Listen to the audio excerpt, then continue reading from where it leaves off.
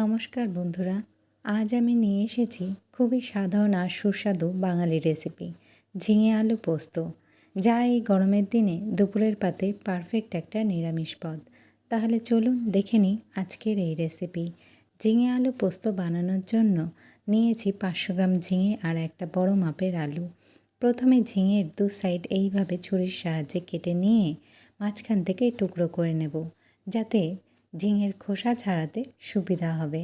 এখন ঝিঙেগুলো এইভাবে পিলারের সাহায্যে খোসা ছাড়িয়ে নিয়ে রেখে দেব, আর এরই সাথে আলুটাকেও একইভাবেই খোসা ছাড়িয়ে নেব। এরপর জায়গাটাকে পরিষ্কার করে নেব।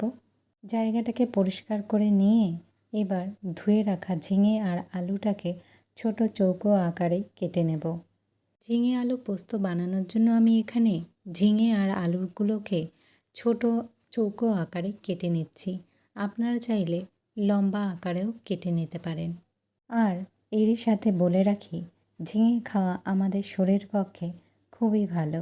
এতে প্রচুর পরিমাণ ফাইবার আর মিনারেলস থাকায় আমাদের হজমে ভালো রাখে, আর গরমে আমাদের শরীর ঠান্ডা রাখতেও সাহায্য করে।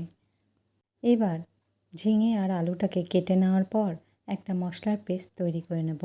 এখানে তার জন্য নিয়েছি 2 টেবিল চামচ পোস্ত আর 2টো কাঁচা লঙ্কা। এখন একটা মিক্সিং জারে প্রথমে শুকনো অবস্থায় পোস্তটাকে হালকা গুঁড়ো করে নেব।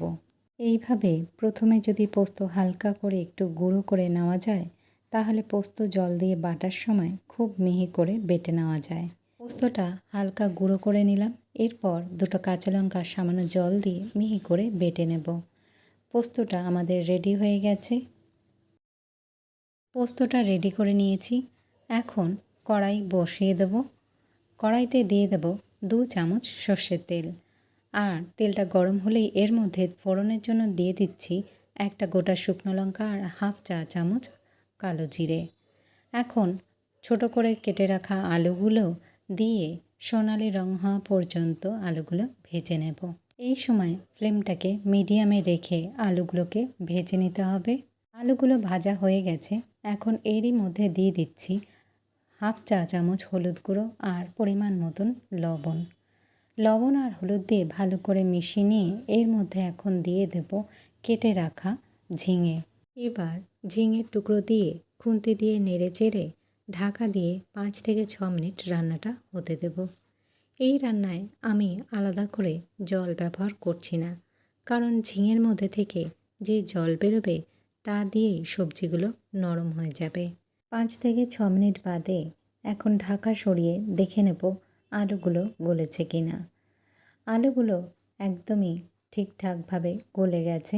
এই পর্যায়ে এখন দিয়ে দেব বেটে রাখা পোস্ত। পোস্ত বাটা দিয়ে আরও 2 থেকে 3 মিনিট রান্নাটা হতে দেব, যতক্ষণ না রান্না থেকে তেল বেরিয়ে আসছে।